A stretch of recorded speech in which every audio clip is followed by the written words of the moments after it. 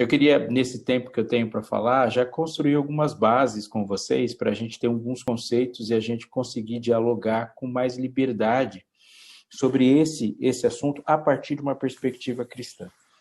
Ultimamente a gente tem conversado muito, né, e muitas pessoas têm trazido essa temática para a superfície, quando a gente fala da relação entre cristianismo bíblico, as igrejas de uma forma geral cristãs e a temática do racismo que veio à tona.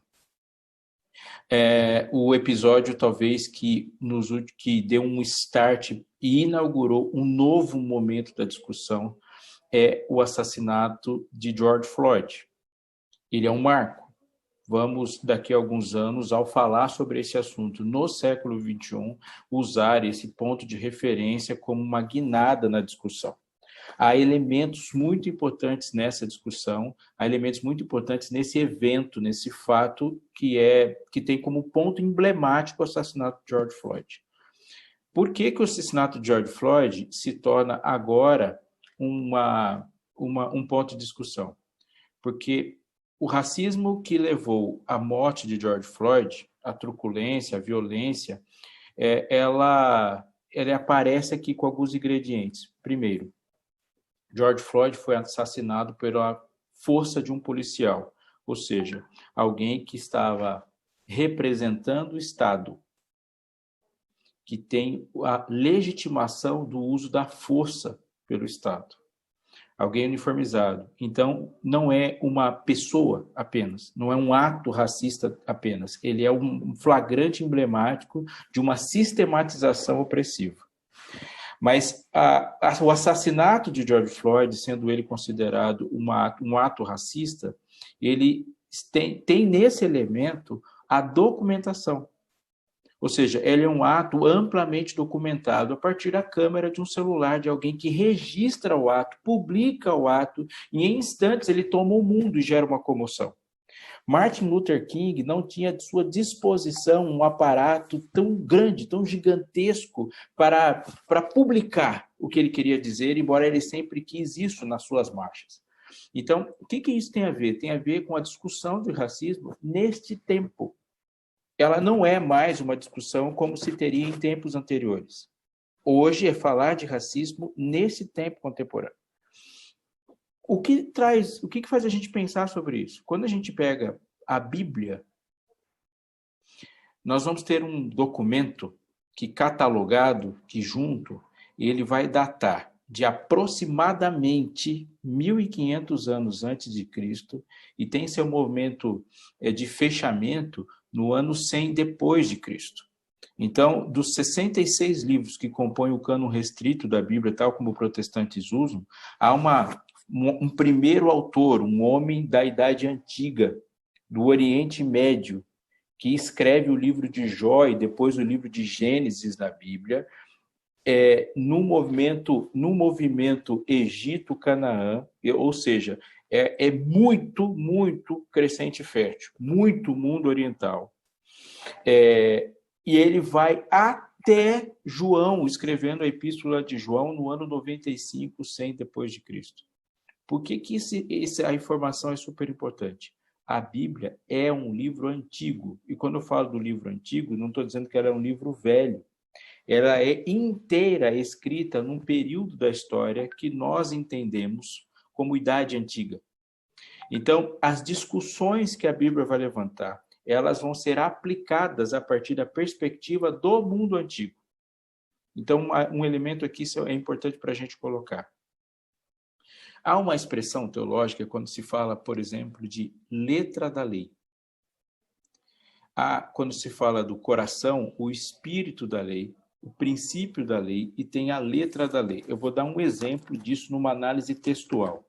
Quando eu pego Êxodo 20, por exemplo, o quarto mandamento, o mandamento do sábado, ele tem 8, 9, 10 e 11, está localizado lá. Então, a gente tem nesses versículos, do versículo 8 ao 11, ele é um mandamento clássico para você entender o que é, da perspectiva da análise do texto, o fundamento, o princípio teológico, filosófico daquilo que Deus diz na sua palavra, Ele tem a relação com o ser na sua palavra, aquele que recebe o mandamento, e a aplicação daquilo.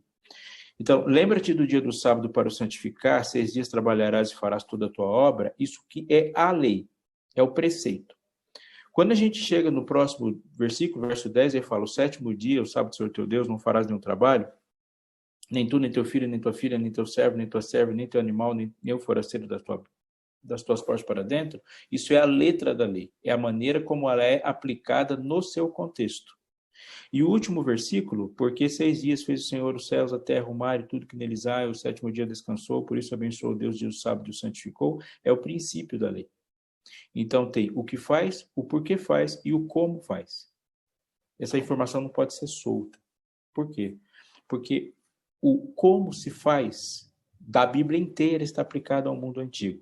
E no mundo antigo você tem uma divisão técnica de sociedades. Quando a gente fala de uma sociedade escravocrata, é uma sociedade onde há uma forma de produzir a vida material, de se resolver as coisas, de produzir, de se ter alimento, de como se estrutura a relação de trocas, como a economia se resolve. Numa sociedade, ela está baseada numa forma de se produzir, mas também tem escravos. Uma sociedade escravista é uma sociedade na qual o escravo é a base da economia. O mundo grego, o mundo romano, são um mundo escravista. Tira o escravo e aquele mundo não funciona, porque ele está inteiro baseado nisso. O mundo onde Israel vive é um mundo escravocrata. Ou seja, há uma relação com a terra profundamente, mas a base da economia não é escravocrata, não é escravo. Há pessoas que têm escravos. Por que esse elemento é importante? Numa sociedade escravista, onde o escravo é a base da economia, vai se defender o sistema. Numa sociedade escravocrata, também se defende o sistema, mas ele não vai defender o sistema a partir daquele elemento, o escravo. Vocês estão me entendendo? Um exemplo aqui. Quando ocorre a escravidão nas Américas, vamos pegar aí de aproximadamente 1550 até aqui no Brasil, 1888, o sistema é mercantil. Portanto, a abolição da escravatura é para defender o sistema, não o escravo. Quando você tem Roma, o sistema é escravista. Portanto, acabar com o escravo é derrubar o sistema. Agora, junta tudo isso que eu falei e pensa no seguinte. Se a escravidão como nós conhecemos, eu estou conversando com você, entendendo que o racismo como eu e você conhecemos, ele é produto de um processo escravocrata e escravista, num sistema capitalista, mercantil, que começa em 1550, efetivamente no Brasil. Ou seja, não dá para dissociar a formação do mundo contemporâneo, o mundo que eu e você conhecemos, e vamos colocar como ponto inicial desse mundo como conhecemos as grandes navegações. Esse tipo de formação, ele é próprio da formação do mundo contemporâneo. Você conhece o racismo a partir da formação desse nosso mundo, que começa com as navegações, com o sistema mercantil de trocas, na relação com 3 continentes, América, Europa e África. Essa relação toda faz a gente ter. Só para experimentar o que a gente vive, só para você ter uma ideia. São 1550 a 1688, nós vamos atravessar a Idade Moderna inteira com forte escravidão. A escravidão exige justificativas, ela exige legitimações, ela exige a construção de um discurso que justifique a opressão, o uso do corpo do outro, que coisifique o outro. É óbvio que quando esse sistema acabar, a legitimação continue. A escravidão acaba, mas as ideias que foram fundamentadas e cristalizadas para que ela acontecesse não vão acabar. Isso demora muito tempo. Então, o racismo que a gente conhece hoje, mais do que um preconceito, mais do que processos discriminatórios, ele é a herança do mundo moderno. Ele nasce com o mundo moderno. E muitas coisas que nós amamos, que herdamos da modernidade, só foram construídas a partir de escravidão e racismo. Quando, conforme eu disse, acaba a escravidão, aqui no Brasil se abole a escravidão, a tentativa de abolir a escravidão não foi para por uma tentativa humanitária, defender escravos. Embora esse movimento, obviamente, aconteceu e tem que se dar valor para ele. Mas, no geral, ele defende o sistema. Ou seja, era uma necessidade dessa pessoa se tornar um consumidor e a sociedade de consumo pós-industrial queria isso. Dadas essas coisas, a Bíblia, obviamente, não vai falar da escravidão como a gente conhece. Ela não vai falar de processos discriminatórios como a gente conhece. Ela não vai falar, por exemplo, das relações étnicas como a gente conhece. Só para você ter uma ideia, na maior parte das discussões sobre discriminação ou acepção, uma palavra bíblica de pessoas, ela é baseada em preceitos de origem. O meu Deus é maior do que o seu. Uma ideia. Os filisteus afrontaram o povo de Israel na história de Davi e Golias, mas é o meu Deus contra o seu Deus. A minha origem divina é superior à sua. Essa é a ideia que sempre vai ter lá. O Senhor dos Exércitos, o Deus de Israel. O Israel tem uma relação estranha no Novo Testamento com os não-judeus a partir da sua circuncisão, ou seja, a minha religiosidade é superior à sua. Mas há uma coisa interessante. Em Israel, por exemplo, que é a história bíblica, quando um não-judeu se circuncida, essa discussão simplesmente acaba. Simplesmente acaba. Um circuncidado é judeu. Há uma porção de egípcios que saem junto com Israel para a terra prometida. Eles saem circuncidados e não se faz menção sobre isso. Caleb não é judeu, Urias não é judeu, Jó, mesmo que ele seja anterior à formação do povo judeu, ele é escrito por um judeu, Jó não é judeu. Olhe tudo isso. Ou um exemplo, o povo de Israel foi para o Egito a partir da família de Jacó e chegam lá 70 pessoas. Eles saem do Egito, 2,5 milhões de pessoas aproximadamente. Qual a conclusão óbvia que você chega? Todas as pessoas que estão sendo personagens no livro de Êxodo são africanos. Porque aquela história que você vê lá do Êxodo são de 2,5 milhões de pessoas que nasceram no Egito. Portanto, todo mundo ali é africano. Mas há uma distinção entre ser africano. Em nenhum momento a Bíblia chama eles de africanos. Nem eles falam que eles são africanos. Eles são povo de Israel, porque a ideia de origem é uma ideia antiga de origem, que não é denominada por cor da pele. Embora quando você pensa mais ou menos em cor da pele, a maior parte dos personagens do mundo antigo bíblico tem coloração de pele escura, e isso não é importante lá. Golias é um homem negro, ele é filisteu. Os construtores de Babel são homens negros, todos camitas. O mundo cananita é um mundo de coloração escura, muito escura. Paulo foi confundido com o etíope. O homem que carregou a cruz de Jesus, ele é de Cirene, portanto, ele é africano. Há uma relação África-Palestina muito forte na Bíblia, e uma boa parte, talvez a maior parte dos personagens bíblicos, até o mundo greco-romano, são pessoas de pele escura. Isso não é denominado lá. A esposa de Moisés é uma mulher etíope. Uma parte do Éden está no norte e nordeste da África inteiro. Essa discussão não existe. Então, a minha conclusão dessa primeira fase da minha fala o que então, e como então a Bíblia se relaciona com isso? A Bíblia se relaciona a partir de princípios. Então, como nós podemos definir racismo, por exemplo, pela Bíblia? Racismo é um complexo de superioridade a partir de um preconceito, de uma preconcepção que vai tomar forma no fenótipo ou no biótipo, né? Esse preconceito, esse complexo de superioridade vai achar uma justificativa na aparência, na origem, para se justificar superior, para tentar explicar melhor.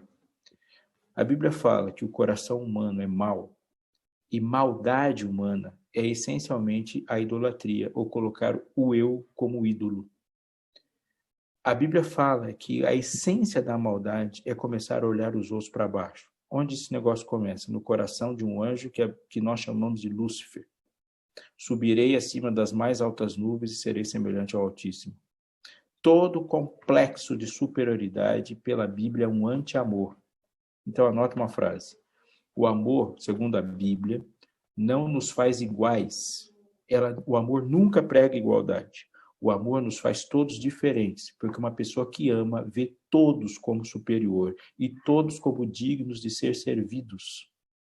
Quando eu amo a Deus, segundo a Bíblia, eu sempre vou olhar a Deus de um ponto baixo para um ponto alto. Quando eu amo um semelhante, eu olho para o semelhante como alguém digno de ser servido, de ser amado, de que vale a pena um esforço para a sua alegria. Portanto, ver o outro sempre como um elemento de superioridade. O amar radicalmente envolve o que a Bíblia chama de adoração. E adoração é o prostrar-se diante do outro. Então, o amor não nos faz iguais. Nunca nos fará iguais. Ele nos faz sempre superior. Ele faz com que o outro sempre seja superior. Quando a Bíblia fala de uma relação de amor entre um marido e uma mulher, por exemplo, é a mulher olhando para o marido como superior, digno de submissão, de sujeição. E o marido olhando para uma mulher como superior, digno de que você entregue a vida para morrer por ela. Essa relação, pela Bíblia, é a única forma de convivência possível, de sustentável e eterna. Isso é eternidade. Só o amor consegue fazer com que a convivência seja eternamente sustentável. Racismo, por exemplo, é um anti-amor, porque o racismo é um complexo de superioridade que faz com que alguém veja o outro sempre como inferior.